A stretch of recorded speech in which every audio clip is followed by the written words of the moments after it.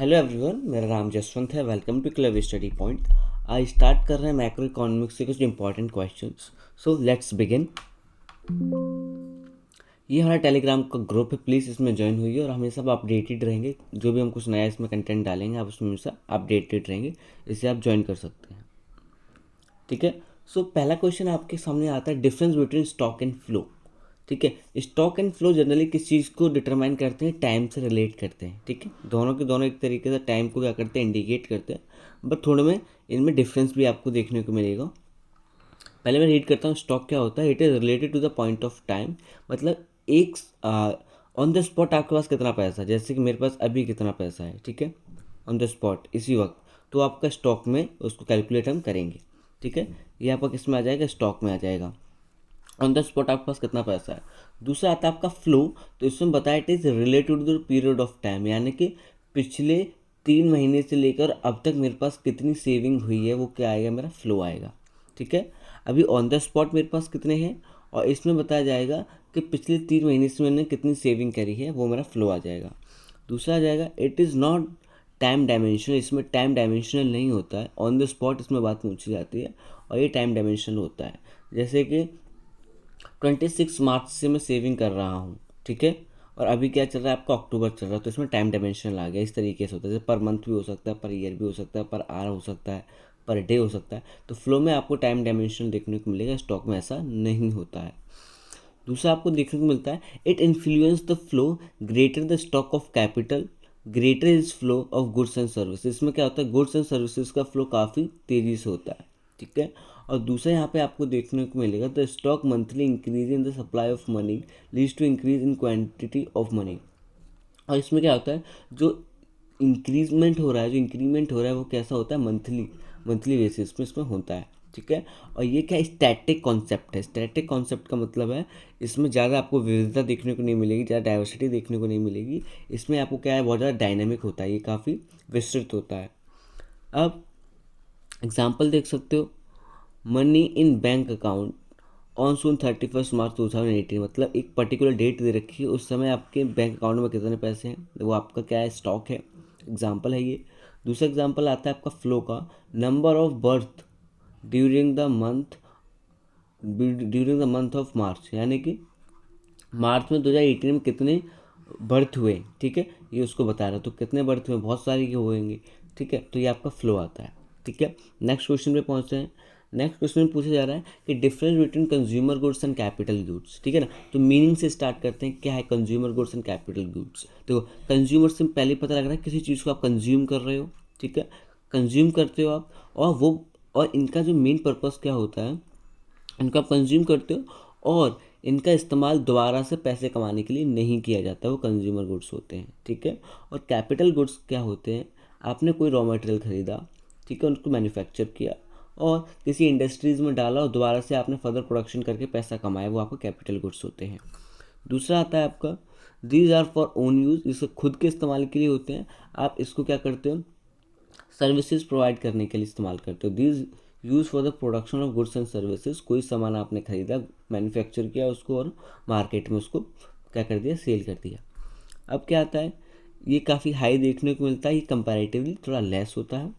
For example इसमें क्या है, ब्रेड है, बटर, क्रीम एक्सेट्रा। इसमें मशीनरी इक्विपमेंट वगैरह, क्योंकि उसमें आप मैन्युफैक्चरिंग कर रहे हो। इसमें क्या है, अपने हाउस होल्ड के लिए इस्तेमाल कर रहे हो, कंज्यूम कर रहे हो उस चीज़ों को। तो ये आपका डिफरेंस देखने को मिलेगा इसमें। तो कैपिटल गुड्स और कंज्यूमर गुड्स हमारा क्लियर हो चुका है। अब हम चल रहे हैं, explain the circular flow of income. देखो, ये काफ़ी इंपॉर्टेंट है। सर्कुलर फ्लो ऑफ इनकम क्या है? देखो, इंडिया की जो एक तरीके से पूरी सोसाइटी है, वो सर्कुलर फ्लो ऑफ इनकम के ऊपर डिपेंड करती है। क्योंकि क्या है, पहले मैं समझाता हूँ, जो प्राइमरी गुड्स हैं आपके, वो कहाँ पर जाएंगे? एक तरीके से आपको पता होगा, वो जाएंगे आपके किस में जाएंगे? सेकेंडरी में जाएंगे। जब वो सेकेंडरी में जाएंगे तो वहाँ पे दोबारा से वो किसी चीज़ में कन्वर्ट होकर वापस इसमें आ जाएंगे। जैसे कि मैं एग्जांपल देता हूँ वीट का। वीट आपने सेल कर दिया, सेल करने के बाद किसी फर्म ने उसको ख़रीद लिया, और फर्म ने ख़रीदने के बाद बिस्किट बनाने के बाद वही एक तरीके से वापस यहाँ पर कर दिया। तो कहने का मतलब क्या है? सर्कुलर फ्लो ऑफ इनकम का मतलब क्या है? चीज़ें सर्कुलेट करती हैं। ठीक है। तो प्राइमरी सेक्टर की चीज़ें आपको सर्विस सेक्टर में भी दिखाई देती है और प्रोडक्शन में भी दिखाई देती है। तो कहने का मतलब क्या है कि जो इनकम है वो फ्लो करती रहती है पूरे के पूरे सिस्टम में। सर्कुलर फ्लो ऑफ इनकम हमें यहाँ पर दिखाई देता है, ठीक है। Spending of goods and services, factor payment, ठीक है ना, ये सारा कुछ आपका चलता रहता है। तो क्या है, circular flow of income refers to the unending flow of production. एक ऐसा फ्लो होता है जो कभी एंड नहीं होता, ठीक है, गुड्स एंड सर्विसेज का, and income expenditure in the economy, और एक तरीके से इकोनॉमिक साइकिल आपका रन करता रहता है। It shows in the distribution, ठीक है, रीडिस्ट्रीब्यूशन दिखता है आपको ऑफ द इनकम, आपको लगातार एक तरीके से आपका डिस्ट्रीब्यूशन दिखता रहता है, पूरा का पूरा जो साइकिल आपका चलता रहता है, ठीक है। इस तरीके से आपको उसको याद रखना है। और ये पूरा मैंने यहाँ पे फिगर दे रखा है, आप बहुत अच्छे से इसको समझ सकते हैं, बहुत ही इजी ये फिगर मैंने आपको यहाँ पे लेके रखा है। यहाँ पे सीधा सा आपको यहाँ पे क्या दिख रहा है, ये spending of goods and services दिखाई दे रहे हैं यहाँ पर, ये ए से बी पे जा रहा है, उसके बाद ये सी से फिर वापस घूम के फर्म्स के ऊपर आ जा रहा है। तो फैक्टर पेमेंट, फैक्टर सर्विस बिल्कुल ठीक है यहाँ पर, ठीक है, एग्जैक्टली सेम ऐसे ही बनेगा। अब आ जाते हैं हम, नेशनल इनकम क्या होती है। देखो, नेशनल इनकम वो होती है जो आपकी एक कंट्री की टेरिटरी के अंदर जो प्रोडक्शन हो रहा है वो भी आपका नेशनल इनकम में आता है, और बाहर की जो कंपनीज हैं आपकी जो प्रोडक्शन बाहर कर रही हैं वो भी नेशनल इनकम में आप काउंट करते हो, ठीक है। मैं रीड कर रहा हूँ, समझने की कोशिश करो। National income can be defined as the sum of total factor income accruing to the normal residence, जो आपका नॉर्मल रेजिडेंस है, जो भी गुड्स एंड सर्विसेज का प्रोडक्शन कर रहे हैं वो भी आपकी नेशनल इनकम में आएगा, of a country with in the domestic territory and from the rest of the world. और बाकी जो आपकी कंट्री फैक्ट्रीज़ हैं या फिर इंडस्ट्रीज जो बाहर जो प्रोडक्शन कर रही हैं, ठीक है, वो भी आपका किस में आएगा, नेशनल इनकम में आएगा। इसको किस में गिनते हैं अपन, फाइनेंशियल ईयर में, ठीक है। World in a period of one financial year, और वन फाइनेंशियल ईयर में नेशनल इनकम इस तरीके से हम कैलकुलेट करते हैं। आपकी जो टेरिटरी के अंदर प्रोडक्शन हो रहा है, फर्दर जो आपकी जो बाहर की जो कंपनीज हैं वो प्रोडक्शन कर रही हैं, उसको भी आप इसी में काउंट करोगे नेशनल इनकम में। क्वेश्चन नंबर 5 में आता है आपका कि डिफरेंस क्या है आपका रियल जीडीपी में और नॉमिनल जीडीपी में, क्या डिफरेंस दिखाई देता है आपको। देखो, नॉमिनल जीडीपी में जनरली हम क्या करते हैं, कंपैरिजन करने के लिए भी करते हैं। जैसे कि इंडिया का एग्जांपल दिया जाए तो इंडिया की जो नॉमिनल जीडीपी है वो कितनी है, बोल सकते हो 3.5 ट्रिलियन है। दूसरी तरफ वहीं पे आप एग्जांपल दे सकते हो किसी दूसरी कंट्री का, चाइना का, तो उसकी है 15 ट्रिलियन के आसपास। तो यहाँ पे आप बोलते हो नॉमिनल जीडीपी से आप कंपैरिजन भी करते हो, तो ठीक है।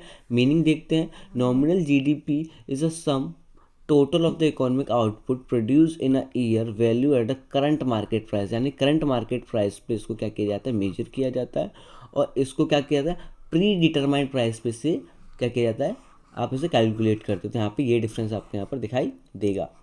दूसरा आपको देखने को मिलता है nominal GDP based on the current market price, यानी कि जो आज की मार्केट प्राइस है इसको नापा जाता है इस पर, और इसको क्या होता है, प्री डिटरमाइंड, यानी कि पहले वाली मार्केट प्राइस पे इसको मापा जाता है।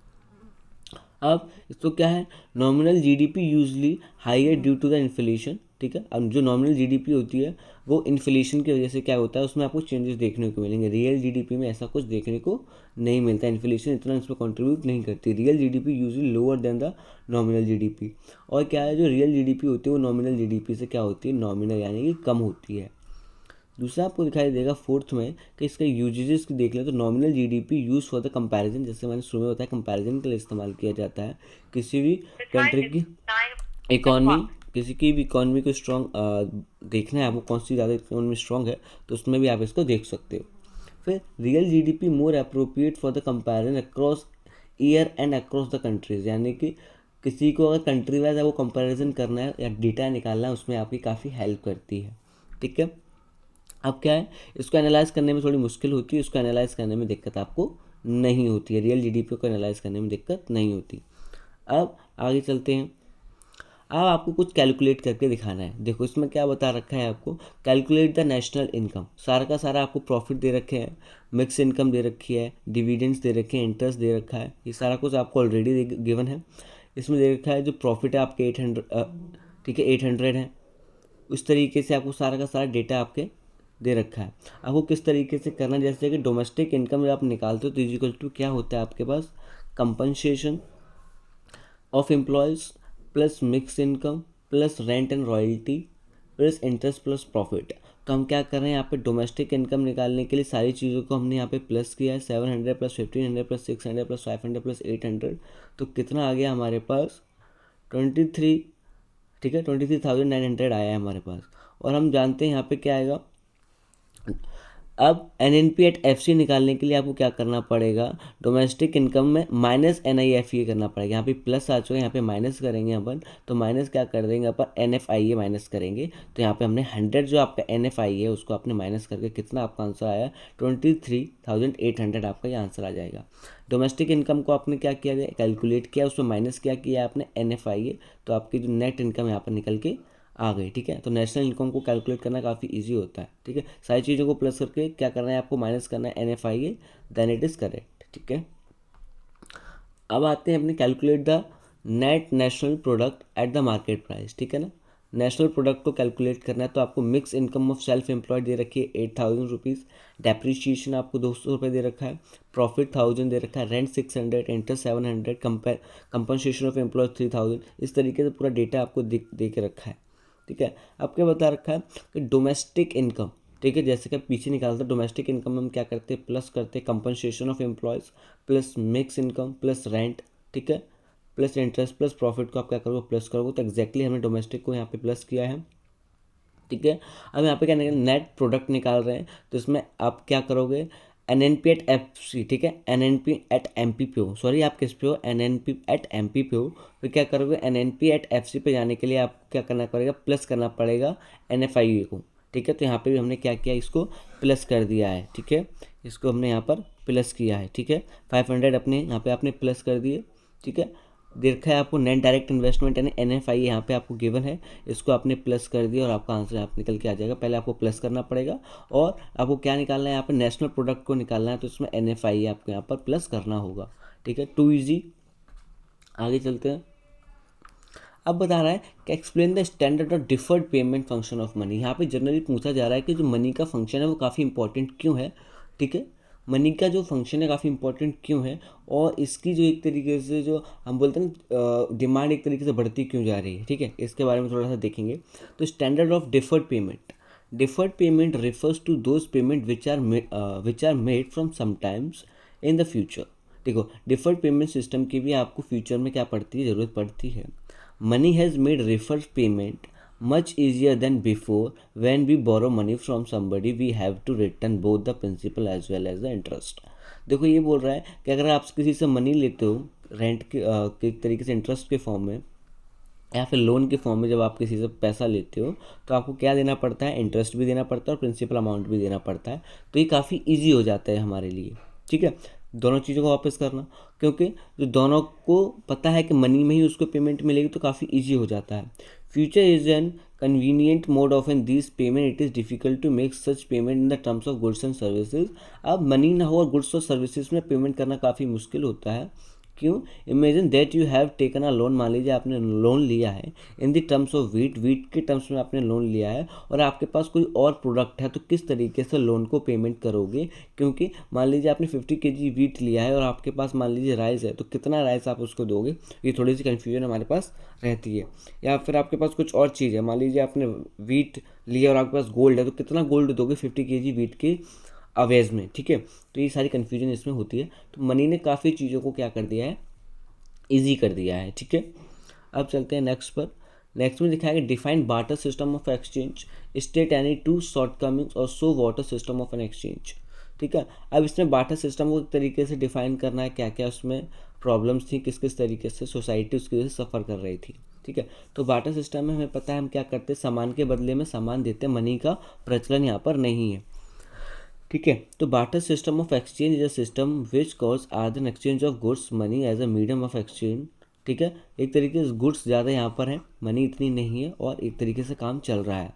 अब ड्रॉबैक्स क्या क्या हैं, ड्रॉबैक्स में देखने को मिलता है डबल कोइंसिडेंस बॉन्ड का मतलब है कि दोनों व्यक्ति को अगर चीज़ की आवश्यकता है तभी ये हो सकता है। मान लो आपको वीट चाहिए, दूसरे के पास राइस है, तो एक तरीके से आपके अंदर ट्रेड हो सकता है, अदरवाइज नहीं होगा। तो डबल कोइंसिडेंस बॉन्ड का मतलब है कि दोनों व्यक्तियों के पास क्या होना चाहिए, नीड होनी चाहिए, तभी ये काम हो पाएगा। Lake of common unit of value, lake of common unit of value का मतलब क्या है, जो दोनों के पास जो प्रोडक्ट है उनकी वैल्यू अलग अलग है, उनको मापने का तरीका भी अलग अलग होगा। ठीक है, ये होता है। Difficulty of future payment, future में किस तरीके से आप पेमेंट करोगे उसके लिए भी बहुत ज़्यादा आपको दिक्कत यहाँ पे आई कॉन्ट्रैक्चुअल पेमेंट में। अब आता है difficulty of storage of value and the transfer of value. अब क्या स्टोरेज किस तरीके से किया जाएगा और उसकी वैल्यू को किस तरीके से आंका जाएगा, इसलिए में भी दिक्कत आ रही थी। तो बार्टर सिस्टम में बहुत सी प्रॉब्लम्स थी। अब आता है आपके पास explain the process of money creation by an commercial bank with the help of the numerical example. अब देखो इसको मैं समझाने की यहीं पे कोशिश करता हूँ आपको। इसमें ये बताया गया है जो LLR है उसका, मतलब LLR यहाँ पे जो दे रखा है उसका एक तरीके से वर्क पूछा है। देखो जनरली कमर्शियल बैंक का जो पर्पसेस होता है वो हमें देखने को मिलता है। RBI के अगर एग्जांपल लें, वो सारे की सारी बैंक को क्या करता है, एक तरीके से रेगुलेट करता है, कंट्रोल करता है, उनको लोन को प्रोवाइड करता है, ठीक है। और उनके पास जो मनी होता है उसको बहुत हद तक प्रतिबंधित कर देता है ताकि पूरे के पूरे मार्केट में मनी का फ्लो ना हो जाए, ठीक है। क्योंकि आपको पता है गवर्नमेंट और RBI का काम होता है किस तरीके से जो महंगाई है, इन्फ्लेशन है, रोका जाए। और हम जानते हैं अगर मार्केट में ज़्यादा पैसा फ्लो होगा तो एक तरीके से महंगाई बढ़ जाएगी, लोग ज़्यादा पैसा खर्च करेंगे तो क्या होगा, महंगाई उससे बढ़ सकती है। इसी वजह से LLR जैसी चीज़ों को जो आपका रिजर्व बैंक है वो क्या करता है, इनके ऊपर लाद देता है, किसके ऊपर, जो आपकी बैंक्स होती हैं, ताकि वो ज़्यादा फ्लो ऑफ एक तरीके से इनकम को ना फैला पाएँ पूरी की पूरी सोसाइटी में, इससे इन्फ्लेशन आपकी बढ़ सकती है, ठीक है। तो यही समझने की यहाँ पर कोशिश करेंगे किस तरीके से जो आपकी बड़ी बैंक्स होती हैं वो छोटी बैंकों को प्रतिबंधित करती हैं, ठीक है। सो पहला आपका commercial bank create and credit out of the total deposit which are the many more times greater than the initial level of deposit. Money created by the commercial bank can be certain by the using the given formula. किस किस तरीके से आप money को generate करते हो, किस, देखो सिंपल आपको याद रखना है, जो बैंक्स होती हैं वो जनरली इंटरेस्ट के साथ क्या करती हैं, अपने इनकम को जनरेट करती हैं, ठीक है। तो money creation is equal to initial deposit, ठीक है। इनिशियल डिपॉजिट आप बोल सकते हो 1, ठीक है, 1 में LRR, ठीक है। For example let the LRR 20% and initial deposit 1000। मान लीजिए अब 1000 रुपीज़ है, 20% आपने क्या किया, एक तरीके से LLR लगाया। तो एक तरीके से रिजर्व बैंक ऑफ इंडिया है, ठीक है, रिजर्व बैंक ऑफ इंडिया ने बोला एक बैंक को आपके पास 1000 रुपीज़ हैं, आपको 20% में LLR लगा रहा हूँ। इसका मतलब जो 20% है 200 रुपये हैं इस 1000 में से, वो आप खर्च नहीं कर पाएंगे, मार्केट में आप नहीं ले पाएंगे, ठीक है, मार्केट में उसको नहीं दे सकते, ठीक है, इन्होंने बोला। अब क्या है, अमाउंट ऑफ जो 800 जो बचा, ठीक है, 800, it is also assume that the person receiving that the debt will deposit the amount of the bank. This will result in the bank receiving the fresh deposit of 800. The bank again keep 160 as a cash lend। और एक तरीके से दोबारा से bank जो RBI की वो क्या करती है, इनसे 160 रुपीज़ को ले लेती है, ठीक है। 13% एक तरीके से ले लेगी इनसे, इसलिए ले लेगी कहीं ऐसा ना हो कि जो बैंक हैं वो ज़्यादा से ज़्यादा फ्लो ऑफ क्या कर दें, इनकम कर दें पूरे के पूरे मार्केट में, जिससे क्या होगा, इन्फ्लेशन बढ़ जाए। तो देखने को मिला पूरे के पूरे फॉर्मूले में आपको क्या देखने को मिला है कि किस तरीके से इन्फ्लेशन को कंट्रोल कर रही है RBI और किस तरीके से प्रतिबंधित कर रही है बैंक को, ठीक है।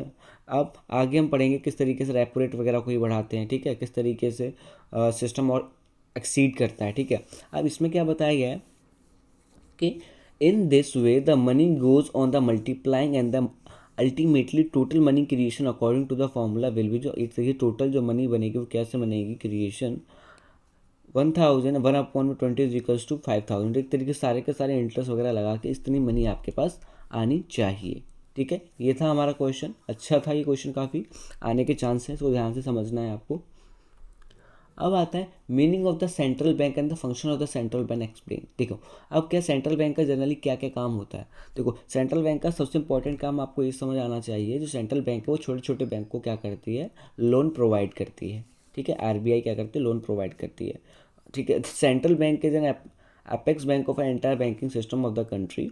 RBI is an central bank of India, और RBI क्या है आपका, सेंट्रल बैंक ऑफ इंडिया है। फंक्शन क्या है इसके, bank of issuing note issue करता है, बैंकर टू द गवर्नमेंट, एक तरीके से गवर्नमेंट को ज़रूरत होती है किसी भी पैसे की तो एक तरीके से RBI से हेल्प ले सकते हैं। Banker bank and superior role, एक तरीके से बैंकों का बैंक होता है, इसका रोल बहुत बड़ा होता है, ये भी हम जानते हैं। फोर्थ में आता है lender of the last resort, एक तरीके से जो बैंक होती है वो भी इससे लोन लेती हैं। Custodian of the foreign exchange, और एक तरीके से आपको पता है जितना भी आपका फॉरेन रिजर्व रखा रहता है वो भी यहीं पे रखा होता है, ठीक है।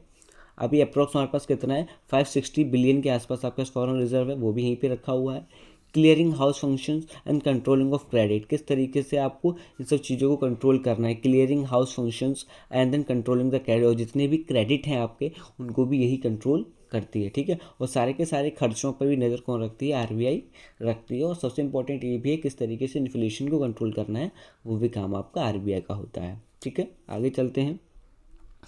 आगे आता है what is budget, explain the objective of budget. देखो ऑब्जेक्टिव ऑफ बजट क्या है, ये आपका आता है अप्रैल 1 से लेकर मार्च 31 तक, है ना, ऐसा ही होता है आपका।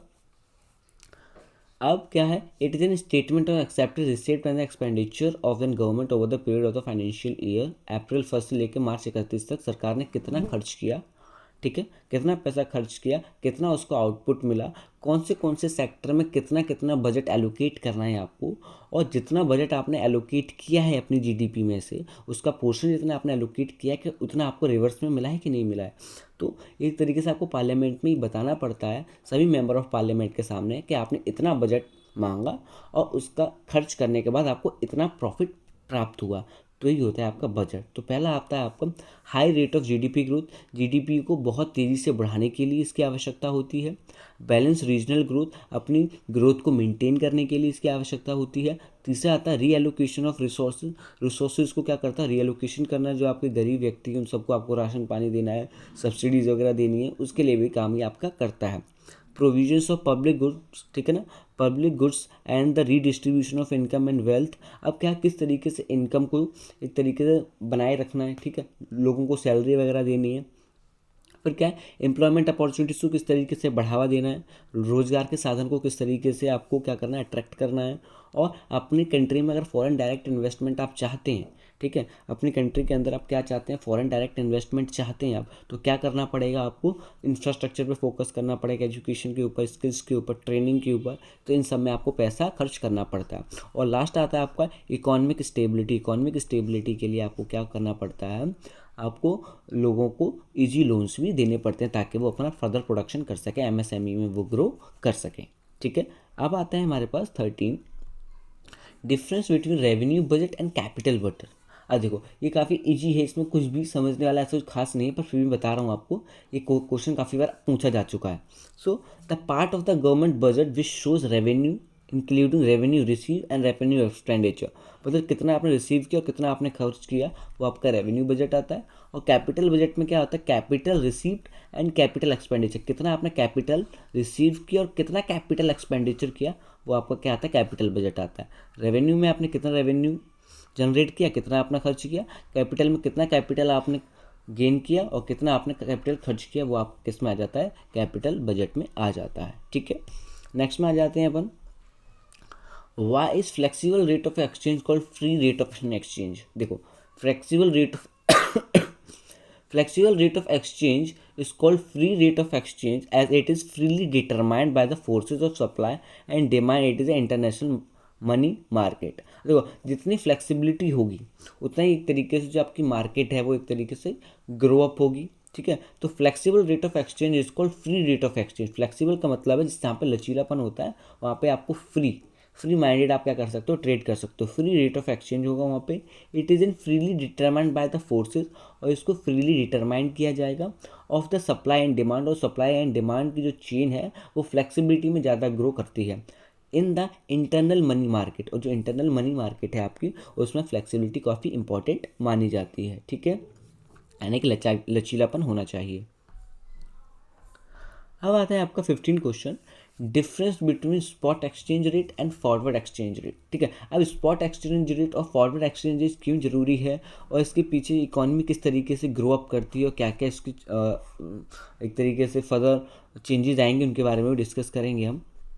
अब देखो spot exchange rate also known as a current rate of exchange, यानी करंट रेट ऑफ एक्सचेंज का मतलब है अभी आप क्या एक तरीके से चेंजेस कर रहे हैं, एक्सचेंज क्या क्या कर रहे हैं।